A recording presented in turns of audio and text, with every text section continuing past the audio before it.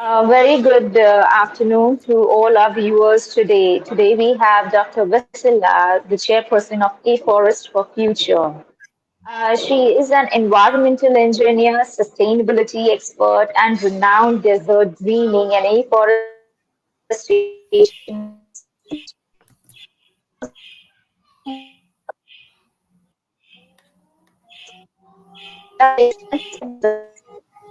implemented various projects in various parts of the world. She is also honored with Google Scholarship to participate in the Singularity University GSP 17 at NASA, California in 2017, and the Austrian Climate Launchpad Award in 2016. Let us all welcome Dr. Vesela. Thank you for joining us now. Thank you for having me, Harsha. I'm super excited to be here with your audience and share whatever I can that is of interest. Yeah. Um, your journey has been very inspirational. You've been passionate about green architecture, and now you're making change by envisioning green Sahara Desert. How Yeah. has your journey been? Well, yeah, quite bumpy. The Sahara is still a desert, but we're on a very good path, and there is quite a lot of research going on at the moment, and quite a lot of pilot projects also happening. So, in this regard, I'm very happy, and yeah, personally, I'm also very happy with my own research in this domain, and at the moment, I'm trying just to amplify what has been done so far. So thank you very much for having me in this talk, as this is one of the ways to raise the awareness of people that we can actually change deserts into very fruitful and abundant agroforestry systems, because I deeply believe that agroforestry is the way to go. That's very interesting and very positive, I believe. Now, in spite of all the recent why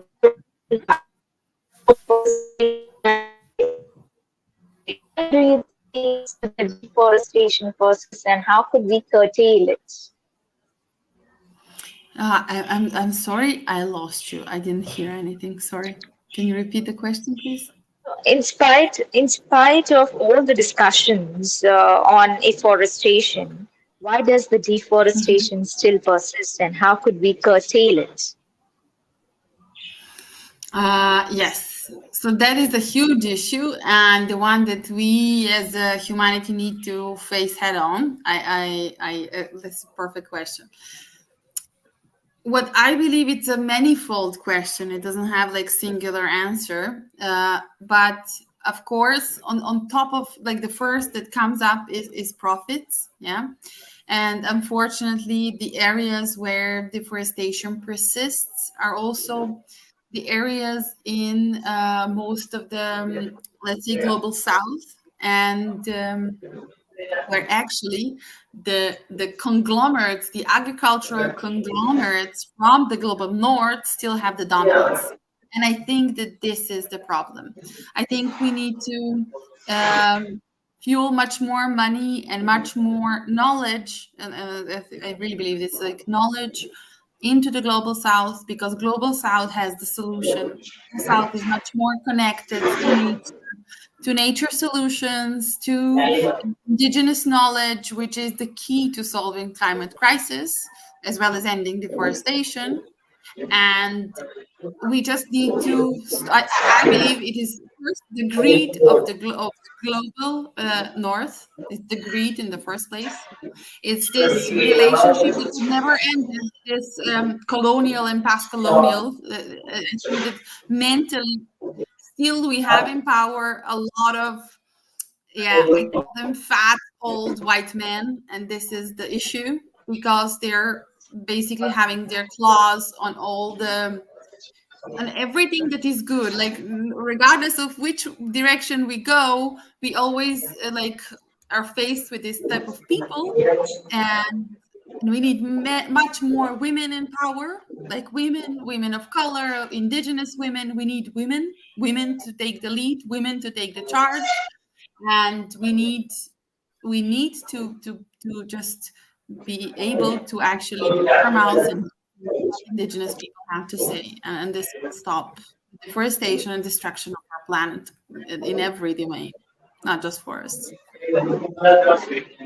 So, well said. Now, there is often a choice between development and environment. You have a tough Sorry, task to balance the both. I What there is is your something that I hear. Sorry, there is something I hear. I cannot hear you clearly. So hello? yeah, I Hello? hear you now. Yeah. There is often a choice between development and environment. You have a tough task to balance the both. What is your approach to achieve the same? I I believe that it is a very yeah, as you say, balanced task. But I also believe that we don't have to abandon development in order to prevent nature. I believe they go hand in hand. And I believe that with good environmental practices, we can have both development and also protection of the environment. And I believe that this is why I believe in the roots, in the grassroots movement, people, and in generally local people. And this is why I believe they need to be part of the project. They need to be key stakeholders with every developmental project. They need to take the key roles, and we need to listen to them. So, of course, one of the reasons could be higher profits for farmers. But if we want, and we truly want to make sure that this farmer has higher profits, then regardless of the region where this farmer lives, we will first invest in his knowledge, in education, educating him about the importance of soil and soil health in his region. What can he do to practice regenerative agriculture? What type of regenerative agriculture is the most suitable region where he is? And then have, of course, agroforestry around. So in any place of the world where we are, we have to abandon monoculture. This is fuel. Like it's just like when you seed monoculture, it's like you're seeding death, not just death of biodiversity. You're seeding death of people that are there, or that live there, because you're just gonna kill them with a lot of cancers that will come in 10 years. Then you're gonna kill the biodiversity. Then you're gonna kill the farmer's profits, because he will be dependent on the single monocrop that will not be able to withstand everything that comes with climate change, because climate change is dynamic. One year can be floods, one year can be droughts, and this you can only overcome as a farmer, as an individual farmer, when you have a diversity of crop, when you have a healthy soil which is able to hold on to your diversity and to help you actually. So in this regard, That's very interesting. Yeah. sorry. That's very interesting, but it's still a tough task to balance and to make them understand. You see. Yeah, I can tell you about one project that we have currently are working on in sub-Saharan Africa. This is in Ghana and Senegal. It is with a company that is working on digital learning, on e-learning platform. It's called eCampus, and it's across Africa. And what we are making there are with them, and this African Green Tech is the other NGO. So, and we of course Future. So it's called a village square. So what it means in African communities, especially in very rural and remote communities, mothers and generally people are not so inclined to let their kids go to school, and especially not typical colonial school where you just sit for 6 hours and somebody's pouring knowledge in your head, which cannot be useful in the farm, yeah, especially first year. So what we've developed with them, and in collaboration with this super tech company, they have courses on everything on eCampus, like literally on everything. And it is especially relevant to people in Africa. And then this African Green Tech NGO, they're providing green energy to remote villages. Then we built a square, like a small hut. It has a live board where you see the results of the kids. So they're basically gaining their way up through school, because from there they have in certain radius they have internet and power, so they can come plug in their phones, charge them, go online, learn. And that is all under an agroforestry canopy, which is teaching children, because they're there and planting and growing, they're teaching them collaboration and cooperation and how plants go well together. And then mothers come and then they see on the live square, my kid is third in maths, he's the best in French. Or, my kid is not so good in, I don't know, geometry. Oh, but yours is, come on, neighbor, bring your kid to teach mine. And so, because there is also problems with teachers. There are not enough teachers in Africa. So only when the whole village is lacking a certain maths or whatever, then they send a teacher for maths. Yeah. So it's a very nice concept, and I hope it takes off because it is actually what you say. It's a balance between development and environment, because it's bringing both environment and development together in cooperation. And I think this is the only way forward. The only way forward for us is to not look at it one or the other, but just together. This is the only way we can do it. Excellent. That's such a great case study. Thank you for sharing with us. Now, we see that you are also a feminist, as you earlier mentioned as well. What are your thoughts to bridge the gender gap? And what are the initiatives that you are taking or you would like to undertake to bridge this gap? So, for example, in our projects, we work a lot in making sure that female farmers are feeling empowered as well, because we have it a lot, and especially in these remote communities, that females get excluded. They get excluded from education. They don't have access to education. They don't have access to proper healthcare as well, and especially this like female healthcare. Yeah. And then they're always, in a way, they're somehow discouraged of taking ownership. So it is very rarely, and it usually happens with a lot of trouble and grief, that the female can become a head of a household. Yeah, let's say it's easier, and because usually it's the husband's or the man's or the brother's role. Yeah, and very hard. So what we do is we focus on this different agroforestry approaches, but let's say specifically because we work mostly in Sub-Saharan Africa. For Sub-Saharan Africa, we focus on moringa, which would be perfect also for India, because moringa is also native to India. But the Moringa oleifera is native to India, and there it's like the queen jewel of the agroforestry system, which Moringa stentalopea is sinoptilata is the queen in Africa and Sub-Saharan Africa, and that's a common cabbage tree there, and it's also like the same. They're just two very closely related, and it's very important because they actually increase the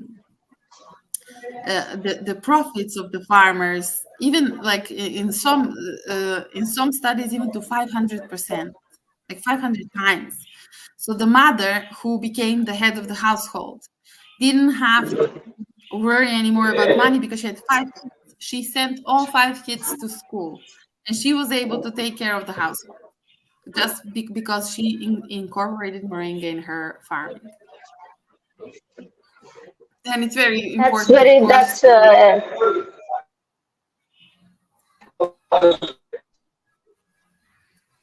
Yeah. That's really nice to see the focus on women. It's really nice to see the focus on women farmers. Because I think so it's something which is of paramount importance, and it is applicable not only in Africa but also in all the other emerging countries, including India too. Yeah, exactly. And then moringa is native to India, and then India is in this perfect climate zone that basically I personally believe that all farmers in India could thrive if only they would let go of big agricultural conglomerates. And I believe that the farmers just need a little bit more empowerment in terms of knowledge and access to knowledge, especially for this agroforestry type of practice. And then they can increase their profits, they can increase their production, and be much more self-reliant.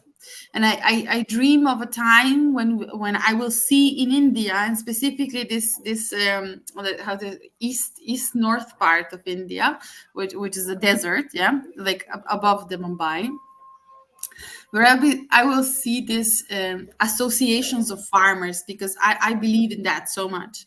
I believe that if the farmers the farmers should have their own social network. They should have, like, this is farmers Facebook, or I don't know, farmers Twitter, whatever you want to call it, and that they should all exchange their knowledge and say, okay, look, now my network is beeping. Like I want to, like, if there is a developer listening to this, please contact me. I will help you make this game.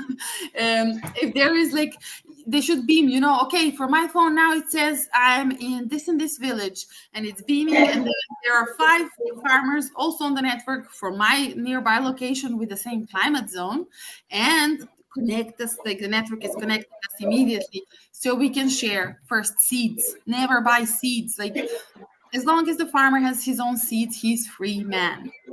When the farmer has to go to the agricultural conglomerate and buy seeds, he's no longer a free man, he's a slave. You don't have anything. And especially when those seeds are branded GMO, when these seeds have power to put you in prison because you're not using them anymore, and this is what GMO seeds can do. Like, no, there is no scientific backing for having GMOs anywhere on the planet except for Mars. This is where I stand. GMOs are perfect for colonizing Mars, and this is what they should be used for, not on this. This is a perfect balanced ecosystem that we can also, like, improve with having a focus on nature and a deeper connection to nature, where farmers can exchange their knowledge, their practices. They can focus on native trees, forgotten species, forgotten herbs, forgotten plants, forgotten trees, and just nourish that. Nourish the soil microbiome, because that is super important. Nourish the soil. This Indian guru, Sadhguru Guru, I admire this person so much.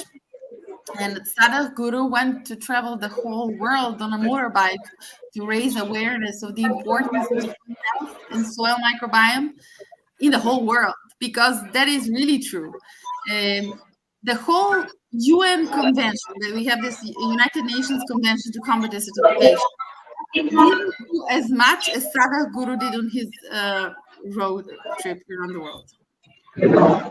That's it's a very well laid out point about negating the GMO seeds, because I know that one of the renowned professor, Dr. Vandana Shiva, also worked very deeply in this subject. So it's a real concern. Now, moving on to my next question, your vision at A Forest for Future is a very bold one, considering also greening of the desert. Now, what kind of support are you expecting from the local and international governments or the stakeholders per se? So for us specifically, we work as the knowledge transfer. So our focus is to gather as much as current top-notch knowledge in desert greening domain and transfer it to the NGOs, farmer associations, ministries, governments, intergovernmental organizations, whoever is working on the field. So we work on basically just congesting and like chewing up the knowledge to bits that are suitable for farmers, because There is literally no need for a farmer to read 10 academic papers on on soil health when it can fit in. Yes, I know it's so important, but it can fit into 3 paragraphs of what he should focus on for his own farm. And this is our current focus and vision. And we do work with partnerships that are in the ground, like I mentioned, in Africa. So when there are NGOs also from other spheres, like this one is, for example, for digital learning and like green technologies, but then we fit in somehow to bring this knowledge from agroforestry department, and it is tied up nicely together. And I do believe that the future, like if we are to have a future, not just a forest for future, but like all of our species, we need to understand that regardless of what you currently do, you have to do it in terms to help us overcome this environment, biodiversity, climate crisis that we are in now. So whatever you do, it can be done also to help this cause. And this is what somehow we do. That's a great insight. Now, you had earlier mentioned about biodiversity during our discussions. If we see the present major ESG rating frameworks, the questions on biodiversity is very skewed. What are the must-haves they all should have to ensure coexistence? I Yeah, for me, biodiversity is such a huge topic. Like it's really it's we are yeah we are nearing the threshold points in tipping points in so many ecosystems. If we look at like, but I dislike the way that we look the planet in different ecosystems, because our planet is one ecosystem and everything is connected. And there's been so many research actually documenting that, and confirming that Sahara is connected to Amazon, that Amazon is connected to Europe. That like this is we are all connected, as well as for example, the whole Ireland and in UK and this part of the Europe is connected to the Gulf, to the sea, to the Atlantic, actually streams moving, and also like Africa. So there is not a single ecosystem that is isolated, even though there are like some species that are native there and nowhere else to be found. We are all connected, and in this regard, I am very afraid. Like I am, I'm not like I'm not as optimistic as I am for climate crisis. In regards, if we all dropped now, if we dropped greed and we dropped capitalism in terms of big conglomerates, like global conglomerates, in every domain, not just agriculture, but if we dropped it, we will fix climate change in 1 year. We could fix everything if we just dropped the greed and this. If every global company like Coca-Cola or it just drops, like, please don't ever drink Coke, drink your water, drink the tea, no Coke. Yeah, I know it puts a lot of pressure on individuals, which should not be fair, because governments are the ones that should carry the most burden, as currently they're the ones that are most irresponsible. So, for example, I'll share this with you later, because I don't think I shared it, but I think it's super important to share it as well. There is a very good NGO working in this domain, raising awareness how important it is not to put the stress so much on individuals, like, oh, I need to be vegan, I need to do zero waste, I have to not drink Coke, I don't have, like, this, all the things that we say, if you would do it and if everybody would do it, we could fix the climate change, which hypothetically is, but it is that actually governments are at fault. Currently, since COP26, which was not even 2 years ago, world governments have subsidized the fossil fuel industry with $10 trillion. So $11 million a minute, fossil fuel industry gets subsidized by the World Bank, by all all governments of the world. 11 million in a minute. Like with that money that they received in only 2 years. This is like free. I'll share it as you can see it, like it's coming every time. So with this money, what I could do, for example, with 10 trillion, yeah.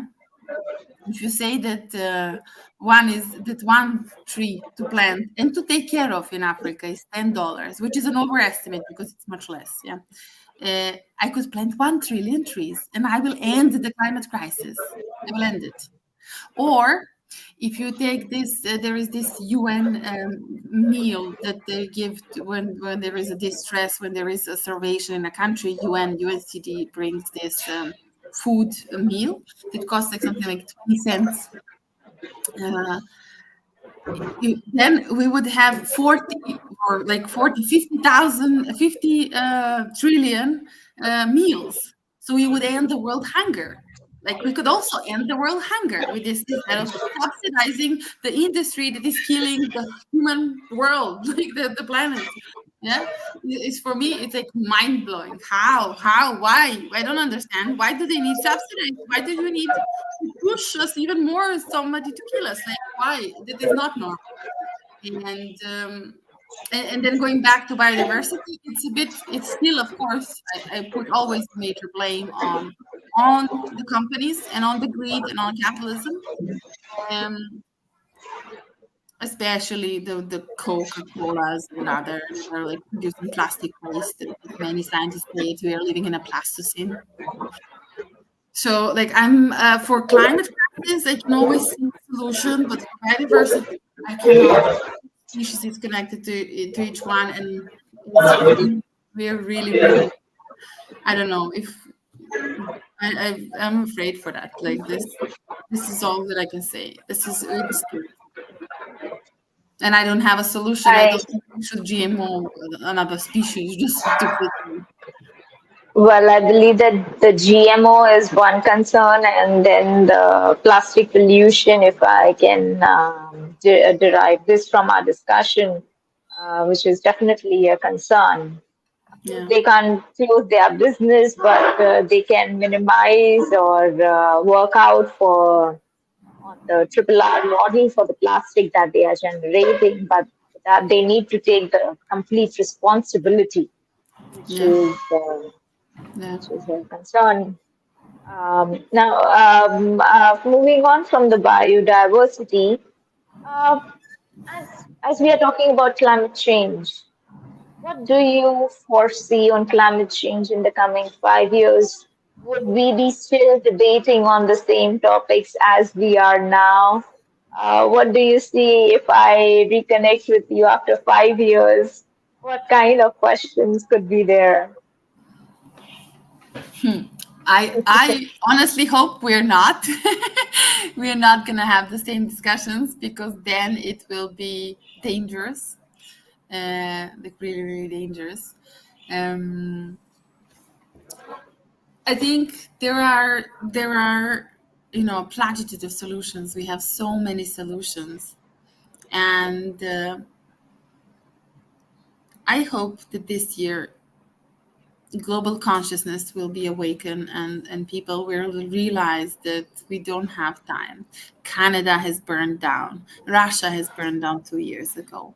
Now in Norway we have fires. Like all this, it was always under permafrost. It was always cold. Like that was always frozen.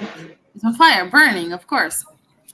And many of the scientists don't count it as carbon emissions because it is nature based, but it's not. I don't count it as nature based. Forest fires, when they are human made, are not nature based. It is okay when there is a forest fire in Australia because eucalyptus trees are made to burn and just regrow from ashes, but that is not the same story about the forests of Canada and and the forests of Russia and this northern. That is not the case. That is just not true. And I honestly hope that we're not going to have the same discussion.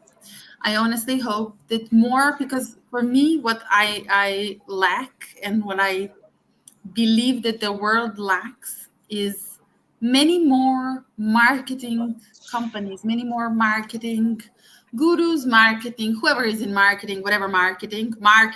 If you're in marketing, please contact me. We need you. Like every company, everyone who is working in climate space, in biodiversity space, needs a marketing agent. And that can be your pro bono work, that can be your paid work, if we'll go, like, or whatever, but we need you. And this is the problem currently. All the world's marketing is not in the place where it should be, and it's actually working for the other side and greenwashing the shit, sorry, the whatever of what they're doing.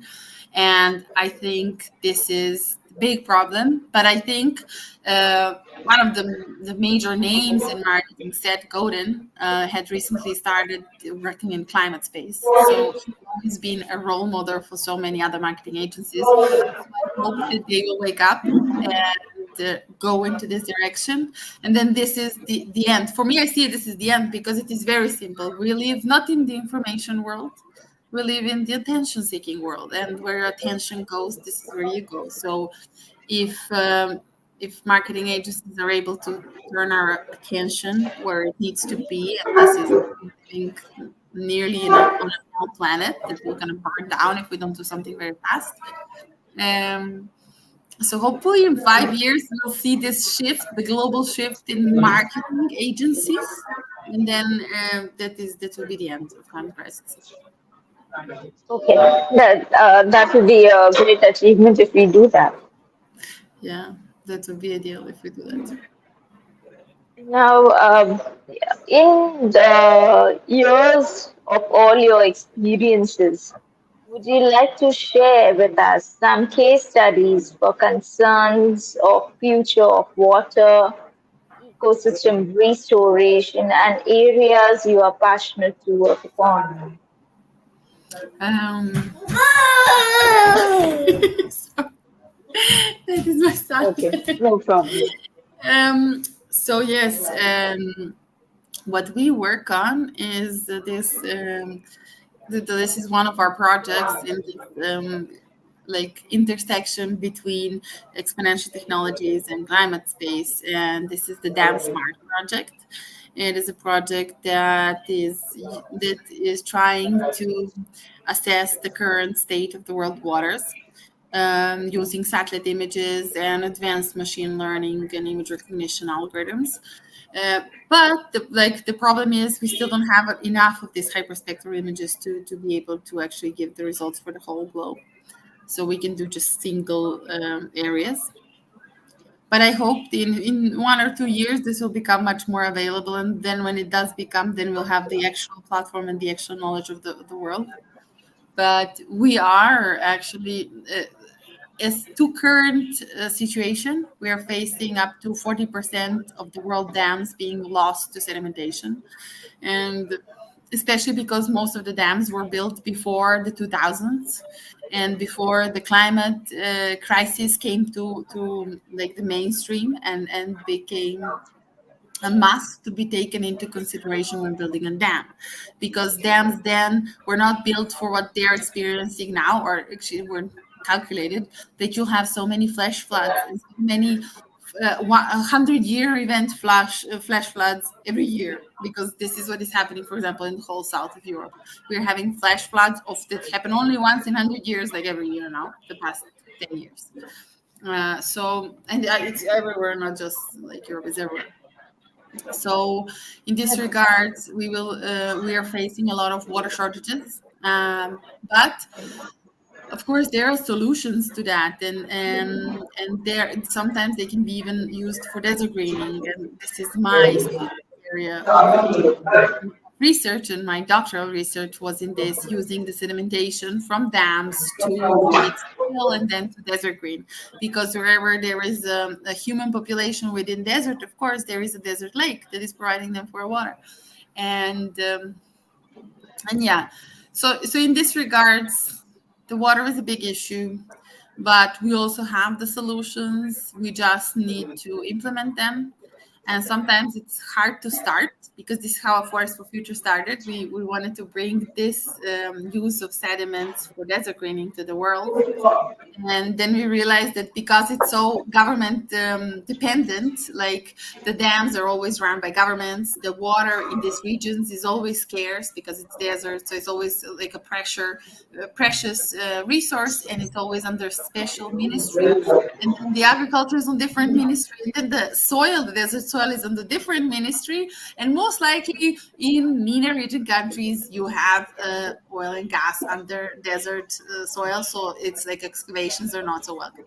So like having these five solved and just approved for one project is still not enough. It was going to happen in 2020 in Dubai, but then COVID started. We signed an MOU and everything. COVID started, we couldn't do it.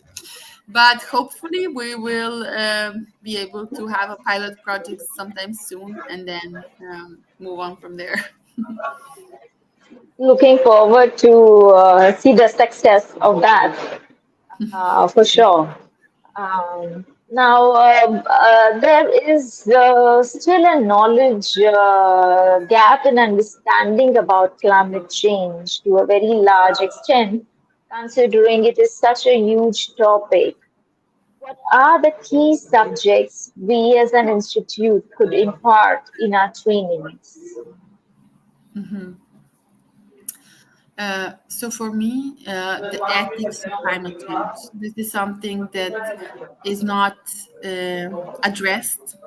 And when it is addressed, I believe it is not, I cannot say it is addressed by wrong people, but it is being addressed by people who have already contributed to it. So I would love to see quality papers rising on the ethics of climate change from the global south, because currently it's discussed mostly in the global north, and especially this climate justice and climate colonialism. This is something that is crucial on our path to solve the climate crisis. We need to address climate justice. It is not just in any way if I can just take off one shirt and be on my shorts and enjoy the summer north of Europe, while the whole nation is wiped out of existence in the Indian Ocean, for example, or some other island nation. Yeah, so this is not climate justice. And this needs to be talked more, addressed more, talked about more, and brought to the attention of the world more, because climate justice really matters. And people will see how, when climate justice is fulfilled, a lot of conflicts are being dissolved. We have a project working on in Kazakhstan, so not Kazakhstan, but let's say in this Fergana Valley, but it's Kazakhstan, Uzbekistan, and Tajikistan. And this is the valley that belongs to these three countries. And there was a lot of conflict and wars after the post-Soviet era.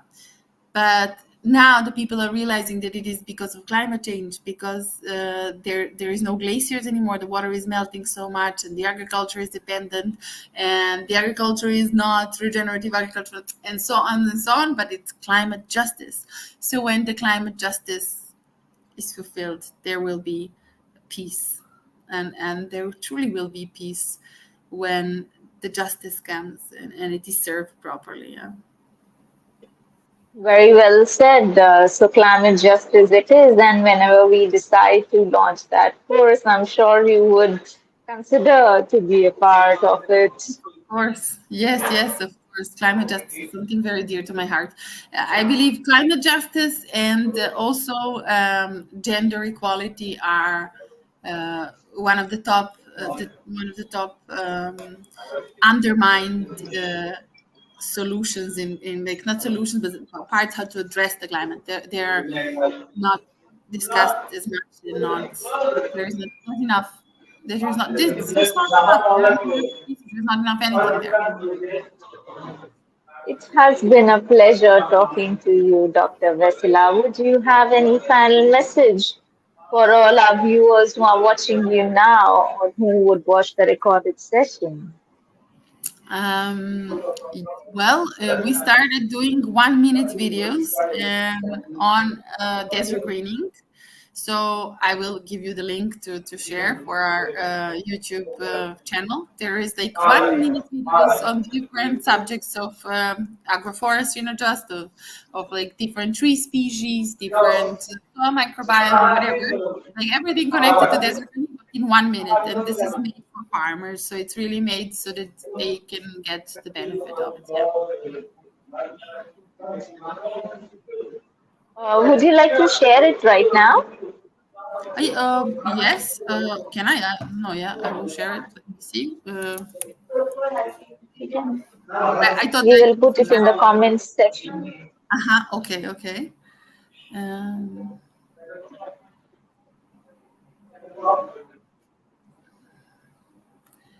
yes. And also, if anyone wants to get in touch with you, how can they get in touch with you? Yeah, the best is via LinkedIn, I would say. That's the easiest via LinkedIn. Or YouTube. Yeah. So I share it in this private chat or comments chat. Comments. Mm-hmm. Comments. Okay. I don't know if I can. I cannot. I will share it with you. Then can you share it? Yeah. Share it with me and I will share it with everyone. Sorry. Yes, I got it.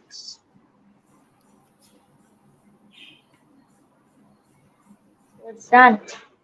And it has been a pleasure talking to you, and we wish you all the best from our side. And we are open for any form of collaboration on this subject and support and work together hand in hand on it.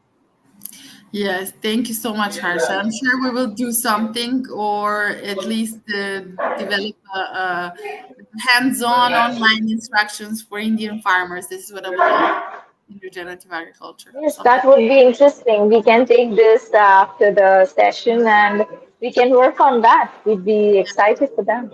Yeah, of course, I would love that. All Thank you right, so much. Dr. Tesla, an honor Thank you. talking to you. Thank you. Thank you. Bye.